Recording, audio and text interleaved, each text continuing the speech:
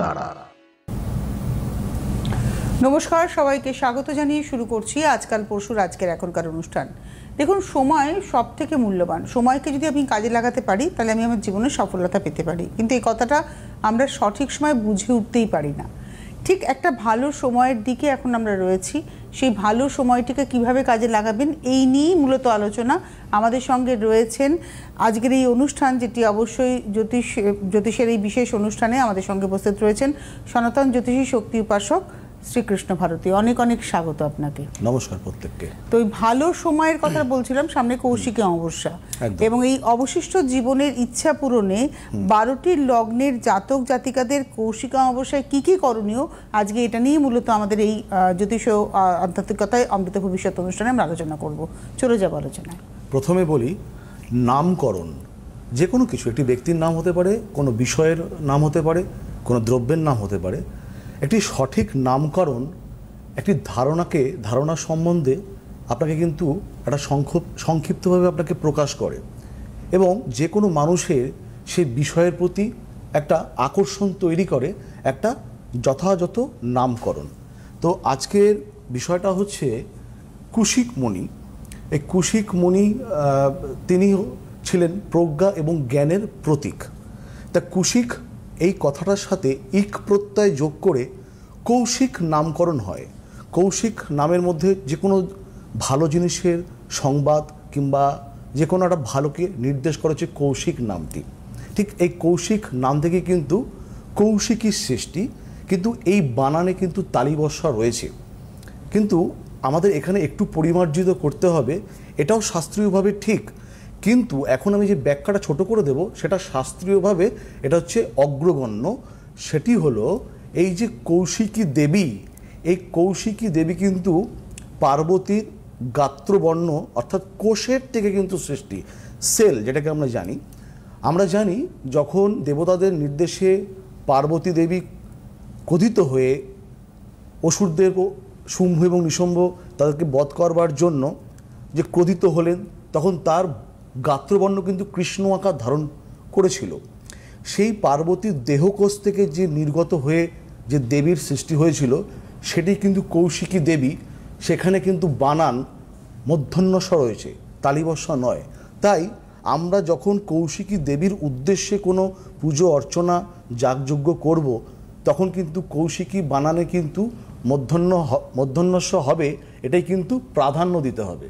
বোঝাতে পারলাম?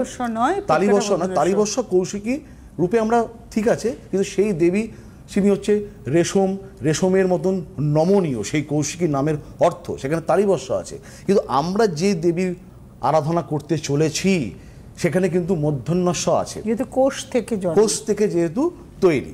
এবার আমরা জানি, দেখুন এই যে পার্বতী যখন শুম্ভ এবং নিশুম্ভকে হত্যা করলেন, করে যখন মানস সরোবরের তীরে যখন পার্বতী দেবী স্নান করে আবার পুনরায় তার নিজের রূপকে ফিরে পেলেন, ঠিক সেই সময় মানস সরোবরের চারিদিকে কিন্তু আলোয় বিচ্ছুরিত হয়েছিল।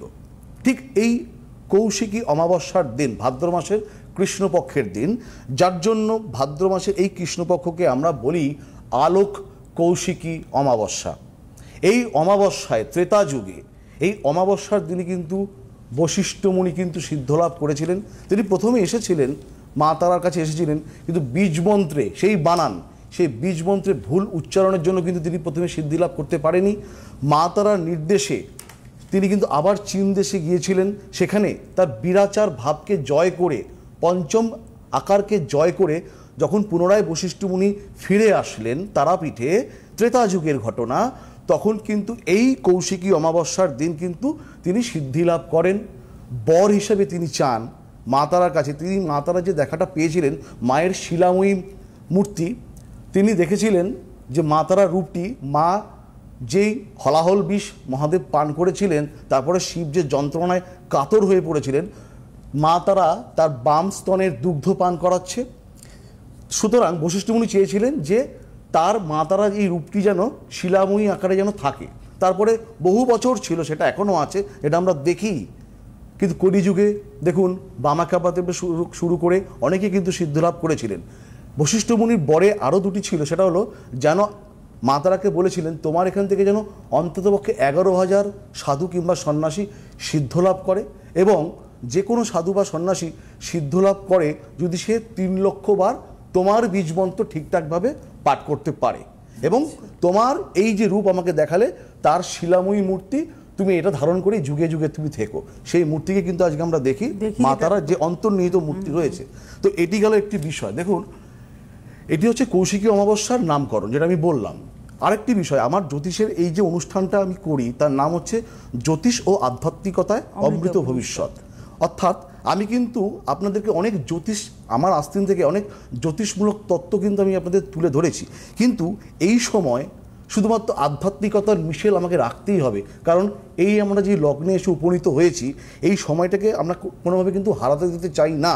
তাই দেখুন আবারও, কারণ প্রত্যেকটা মুহূর্তে কিন্তু দেখুন যে কোনো জ্যোতিষমূলক অনুষ্ঠান আমি আপনাদের কাছে যখন তুলে ধরি আমি কিন্তু রীতিমতো অধ্যয়ন করি। এই নয় কি মন গড়া কিছু বাক্য এসে আপনাদের সামনে আমি তুলে ধরলাম, যা বলি যা করি সমস্ত কিন্তু স্বাস্থ্যসম্মতভাবে। তাই আজকে এই জ্যোতিষ তো এতদিন বলেছি, তাই এখন আধ্যাত্মিকতা নিয়ে আলোচনা, এর মিশেলেই কিন্তু আপনার অমৃত ভবিষ্যৎ তৈরি হতে পারে।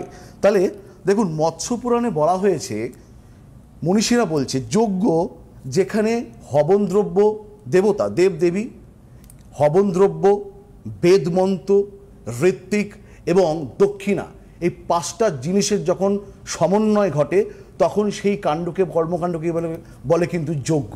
অর্থাৎ যেটা আমরা এই যজ্ঞের মাধ্যমে, দেখুন একটি যজ্ঞের মাধ্যমে কিন্তু মানুষ তার পরমার্থিক যে প্রয়োজন সেই প্রয়োজন কিন্তু লাভ করতে পারে, আধ্যাত্মিক শক্তি, মানসিক শক্তি লাভ করতে পারে, আমরা বিভিন্ন রোগ ব্যাধি থেকে রক্ষা পেতে পারি, বিভিন্ন দুর্দশা, বিবাহিত জীবনের দুর্দশা, প্রণয়ী জীবনের দুর্দশা, বাস্তু কর্ম, বিভিন্ন এই দুর্দশা থেকে কিন্তু আমরা রক্ষা পেতে পারি এই যজ্ঞের মাধ্যমে। আর আপনারা প্রত্যেকে হয়তো জানেন, আমি যে যজ্ঞটা তারাপীঠে করি কিংবা যে কোনো সময়ে করি, আমি কিন্তু আমার যজ্ঞের প্রধান ঋত্বিক, আমি কিন্তু কারো সাহায্য কিন্তু কখনো নিই না। কারণ প্রত্যেকে আপনারা তো জেনেছেন যে 27 বছর ধরে পৌরোহিত্যটা জানি, 18-19 বছর ধরে এটা নিয়ে অনুশীলন করি। তাই আমি কিন্তু আমার যজ্ঞের ঋত্বিক, কারো সাহায্য ছাড়াই কিন্তু আমি এই কাজগুলো করি।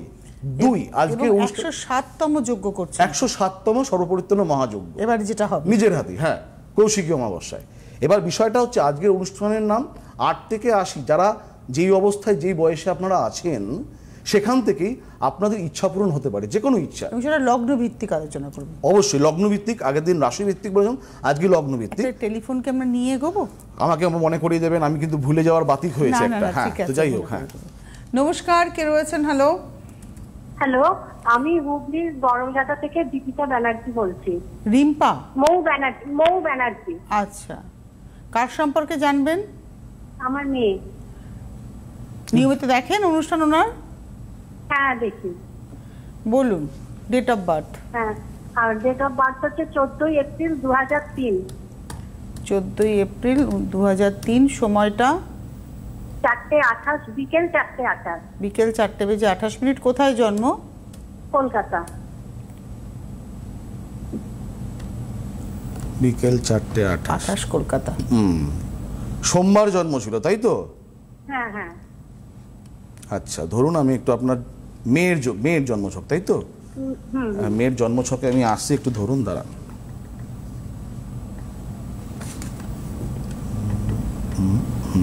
মেয়ের তাহলে বয়সটা কত হচ্ছে এই মুহূর্তে? 2003 মানে 21 বছর, 22 বছর। 22 বছর লগ্ন। হ্যাঁ, লগ্ন সাপেক্ষে বিচারটা করছি আমি।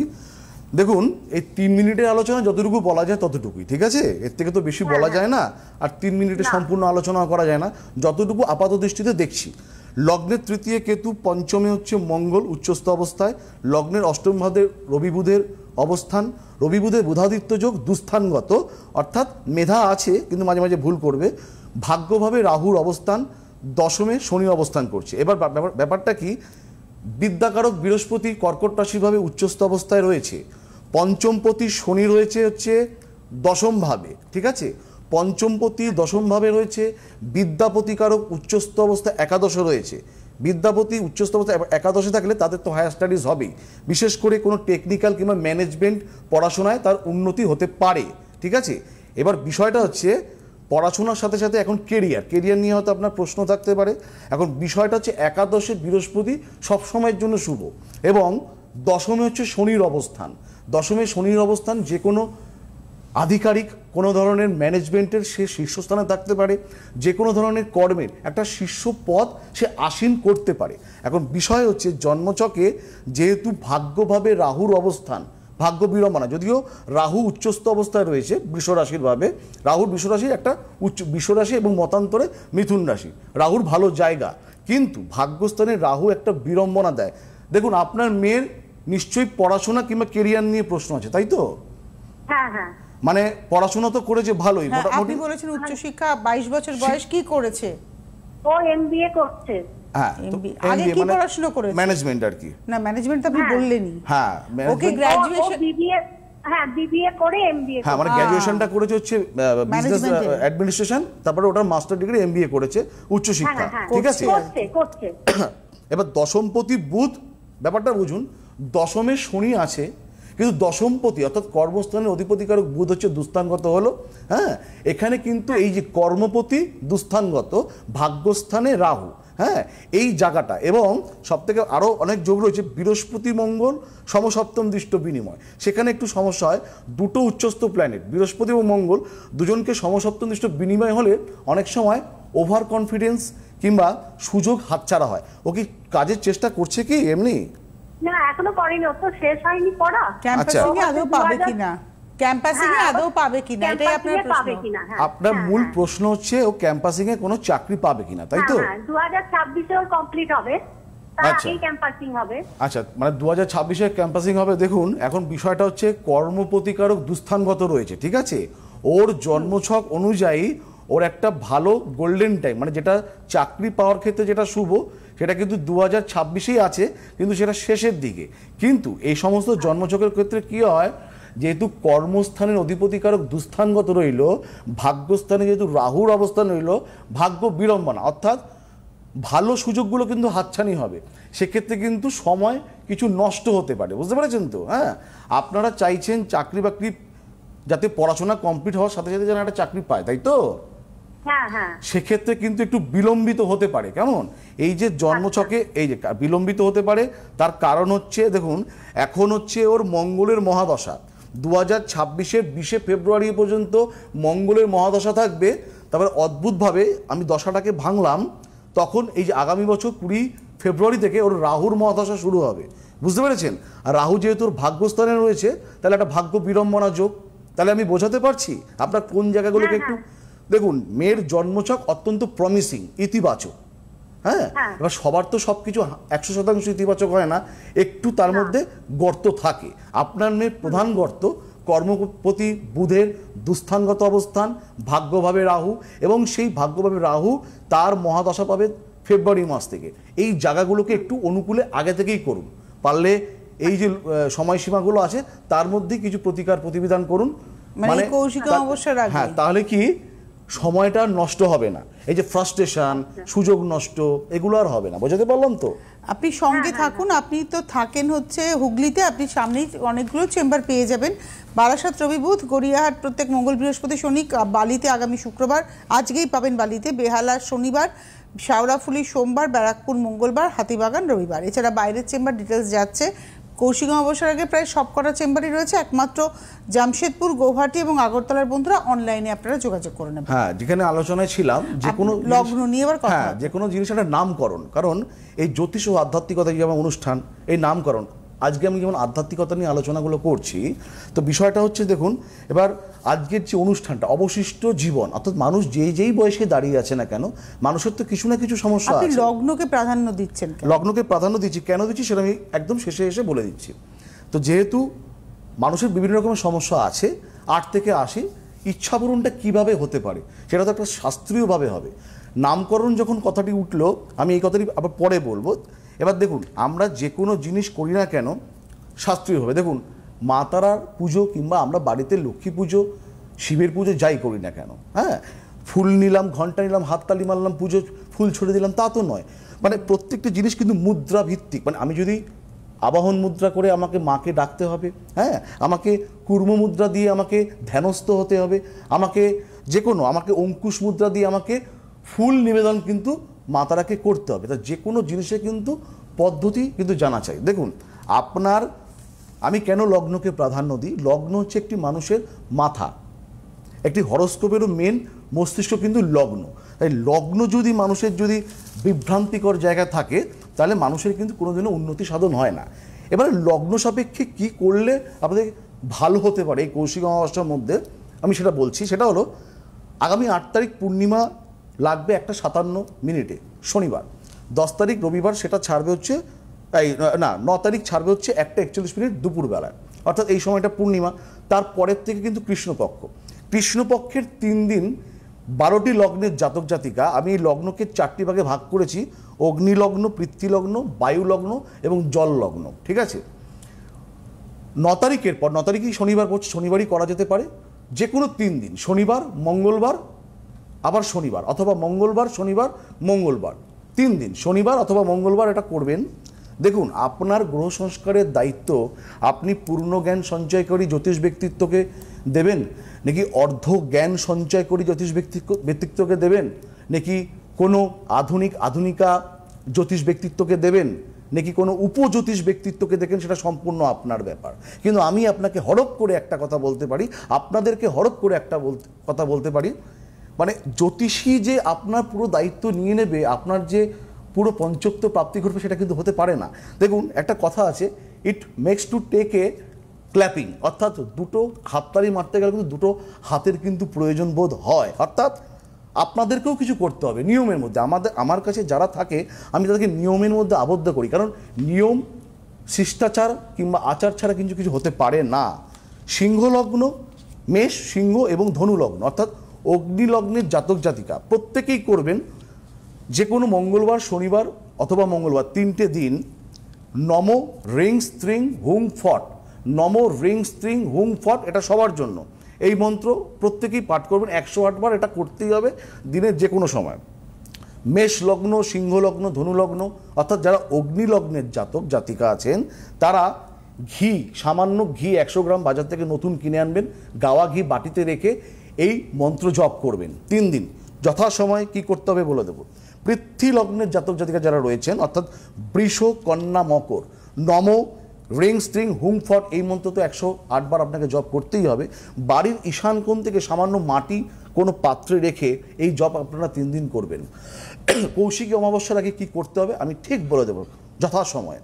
যারা বায়ু লগ্নের জাতক জাতিকা রয়েছেন, মিথুন, তুলা এবং কুম্ভ, বিশেষ করে কর্পূর নেবেন, ডালা কর্পূর কিনে আনতে পারেন, তার মধ্যে একটি লবঙ্গ দিয়ে রাখবেন, একটি পাত্রে রাখবেন। 3 দিনের ব্যাপার, হয়ে যাওয়ার পর প্রথম দিন সেটা কিন্তু আবার রেখে দেবেন। ওই পুরনো জিনিসে কিন্তু দ্বিতীয় দিন এবং তৃতীয় দিন করতে হবে। কর্পূর কিনে একটি লবঙ্গ রেখে নম রিং স্ত্রিং হুং ফট এই মন্ত্র 108 বার। যারা বায়ু লগ্ন, অর্থাৎ মিথুন, তুলা, কুম্ভ, শেষে যারা জললগ্নের জাতক জাতিকা রয়েছেন, অর্থাৎ কর্কট, বৃশ্চিক, মীন, গঙ্গার জল হতে পারে, গঙ্গার জল যদি না থাকে, যে দেশে গঙ্গা নেই, পরিষ্কার জলও কিন্তু হতে পারে, সেখানে একটি বেলপাতা প্রথম দিনই একটি সিঁদুরের ফোঁটা দিয়ে সেই পাত্রে গঙ্গার জল কিংবা পরিষ্কার জলে রেখে ওই একই মন্ত্র নম রিং স্ত্রিং হুং ফট 108 বার জপ করে রেখে দেবেন। কৃষ্ণপক্ষ থেকে শুরু হবে, অর্থাৎ পূর্ণিমা, রাখি পূর্ণিমা কেটে যাওয়ার পরে শনিবার ওই দিন আছে, শনিবারও করা যেতে পারে, শনিবার থেকে শুরু করতে পারেন। যদি শনিবার থেকে যদি শুরু হয়, শনি মঙ্গল শনি, নাহলে মঙ্গল শনি মঙ্গল, ঠিক আছে, এটি করুন। আমি স্বাধীনতা দিবসের দিন আপনাদেরকে বলে দেব, কৌশিকী অমাবস্যার আগে যখন আপনাদের সাথে আমার শেষ দেখা হবে অমাবস্যার আগে, যে এই উপাচারটা করে তারপরে শেষত আপনাদেরকে কি করলে ভালো হয়। দেখুন, গ্রহ সংস্কারের দায়িত্ব আপনারা যেভাবেই যাকেই দিন না কেন, পদ্ধতি না মানলে, শাস্ত্র না মানলে জীবনে কোনো যেন সফলতা কারোর কখনো হয়নি, হবেও না। এই কথা আপনি তো হরপ করে বলতে পারেন। একটা টেলিফোন নিয়ে নিন। হ্যাঁ, নিন। নমস্কার, কে রয়েছেন? হ্যালো, নমস্কার, আমি শোভন বলছি, শোভন আচার্য। আচ্ছা, ডেট অফ বার্থটা তাড়াতাড়ি বলুন। কোথা থেকে বলছেন? দক্ষিণ চব্বিশ পরগনা, নামখানা থেকে। আচ্ছা, আপনি আপনার সম্পর্কে জানবেন? হ্যাঁ হ্যাঁ। ডেট অফ বার্থ বলুন। 6 সেপ্টেম্বর 1993। 6 সেপ্টেম্বর 1993। সময় বিকেল 5টা 6। 5টা বেজে 6 মিনিট। 5টা বেজে 6 মিনিট। হ্যাঁ। কোথায় জন্ম? নামখানা ম্যাম। নাগপুর? নামখানা। নামখানা মানে সোমবার ছিল আপনার জন্ম, তাই তো? সোমবার, হ্যাঁ হ্যাঁ হ্যাঁ। আচ্ছা, ধরুন আমরা জন্মছকে আসছি, তাহলে বয়স হচ্ছে এখন ওই 32-এর মতন বয়স, তাহলে তাই তো? হ্যাঁ, 32-এর মতন বয়স। আচ্ছা, তার মানে হলো যদি আমি এটা, আচ্ছা লগ্নে দেখুন, প্রথমত হচ্ছে আপনার কুম্ভ লগ্ন, হ্যাঁ জানা ছিল নিশ্চয়ই। হ্যাঁ স্যার। আচ্ছা, আর মেষ রাশি। প্রথমত দেখুন, শনির 7.5 প্রথম চরণে কিন্তু আপনি প্রবেশ করেছেন। হ্যাঁ, এবারে জন্মছকে পঞ্চম প্রতিকারক বুধের রবির সাথে সমন্বয় সৃষ্টি করলো বুধাদিত্য যোগ, এবং চতুর্থে কেতু কিন্তু পঞ্চমপতি বুধের বুধাদিত্য যোগ সৃষ্টি করেছে। দেখুন, আপনি শিক্ষিত ব্যক্তিত্ব, হ্যাঁ, শিক্ষা নিয়ে বরাবর আপনার চর্চা থাকবে, কিন্তু শিক্ষা থাকলেও অবশ্যই এটা উচ্চশিক্ষার ছক। দেখুন, শনি 7.5, এখন মানসিক বিড়ম্বনা আপনার বাড়বে। আপনার মূলত হয়তো পেশাগত জীবন নিয়ে প্রশ্ন থাকার কথা। আপনি কি করেন? আমি সেরকম কিছু কাজ এখনো হয়নি, আমি এমনি পেশাগত শিক্ষাটা কতদূর পর্যন্ত আপনি? হ্যাঁ, কত? এমএ বিএড করেছি। এমএ এবং বিএড করেছি। হ্যাঁ, এমএ বিএড করেছেন? হ্যাঁ, এমএ কোন সাবজেক্টে? ইংলিশে ছিল। ইংলিশে এমএ। হ্যাঁ, দেখুন জন্মছকে, উচ্চশিক্ষিত। হ্যাঁ জন্মছকে আপনার রবি বুধের বুধাদিত্য যোগ রয়েছে লগ্ন সাপেক্ষে, কিন্তু শনির 7.5 প্রথম চরণে আপনি প্রবেশ করেন। কেরিয়ারে ওই জন্য বললাম যে পেশাগত জীবন নিয়ে কিন্তু এনার প্রশ্ন স্বাভাবিকভাবে হওয়ার কথা। কারণ যদি চন্দ্র সাপেক্ষে বিচার করি, যেহেতু 32 বছর হলো, দশমপতি শনি একাদশে রয়েছে, এবং চন্দ্র সাপেক্ষে যদি বিচার করি তাহলে ষষ্ঠভাবে মঙ্গলের অবস্থান, এবং যদি চন্দ্র সাপেক্ষে বিচার করি তাহলে রাহুর অবস্থান হচ্ছে মঙ্গলের ভাবে। এই যোগটা কিন্তু কখনোই ভালো নয়। শিক্ষা থাকবে, কিন্তু শিক্ষাকে কিন্তু তুমি ব্যবহার করতে পারবেন না। চাকরি বাকরির চেষ্টা অনেক হয়তো জীবনে করেছেন, পাননি। মানে কোনো চাকরির চেষ্টা করেছেন কি জীবনে? হ্যাঁ, এমনি এডুকেশন লাইনেই থাকার ইচ্ছে। মানে এখনো চাকরি বাকরি সেরকম ভাবে হয়নি, তাই তো? না স্যার, না। জন্মছকে কিছু ত্রুটি আছে, সেগুলোকে একটু সংশোধন করবেন। কেমদ্রুম দোষ, শনির 7.5, তাহলে এই শনির 7.5 প্রথম চরণেই কিন্তু আপনার উন্নতি হবে। আমি বলছি না আপনি সরকারি চাকরি পাবেন, কিন্তু একটা ভালো জায়গায়, যেহেতু বিএড করা আছে, একটা বেসরকারি বিদ্যালয়ে কিন্তু আপনি সুযোগ পেতে পারেন সম্মানজনকভাবে। একটু গ্রহ সংস্কার করে এগোবেন। এই 2025 সালের মধ্যেই কি 2026-এর মার্চের মধ্যে কিন্তু আপনার কর্মপ্রাপ্তি হবে। ভালো শিক্ষা জগতে কিন্তু আপনার কর্মপ্রাপ্তি হবে, কিন্তু প্রতিকার প্রতিবিধান প্রয়োজন নিয়ে এগোতে হবে। আর আমি বলছি না সরকারি, বিএড যেহেতু আছে, অসংখ্য স্কুল আছে, তাতে আপনি এমএ ইংলিশ মানে অত্যন্ত শিক্ষিত।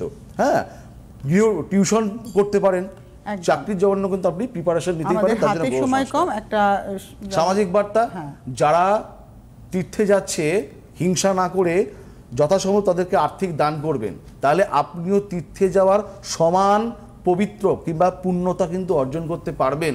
আগেকার দিনে হতো মা মাসিমারা দিতেন আর কি, এখন তো হয় না। এখন কেউ গেলে পাশের বাড়ি হিংসে হয়। যারা তীর্থে যাবে তাদেরকে সাধ্য মতন দান করুন। হ্যাঁ, অন্যের কল্যাণের মধ্যে দিয়ে নিজের কল্যাণ লুকিয়ে থাকে। নমস্কার, জয় মাতারা। কৌশিক অমাবস্যার জন্য সবাই যোগাযোগ রাখতে পারে। বোলপুরে আগামী 2রা আগস্ট পাচ্ছেন, মালদায় 3রা আগস্ট, বর্ধমান 10ই আগস্ট, বহরমপুর 11ই আগস্ট, কৃষ্ণনগর 13ই আগস্ট, মেচেদা 14ই আগস্ট, কোচবিহার 16ই আগস্ট, শিলিগুড়ি 17ই আগস্ট, দুর্গাপুর 19 আগস্ট, আসানসোল 20 আগস্ট, তারাপীঠ 21 এবং 22 দুদিনের, আর জামশেদপুর, গৌহাটি, আগরতলার বন্ধুরা অনলাইনে যোগাযোগ। হ্যাঁ, সবাই প্রাথমিক কাজ, সবাই অনলাইনে বিচার করুন, চেম্বারে আসুন, অনেক ধন্যবাদ, পদার্পণ করুন। নমস্কার।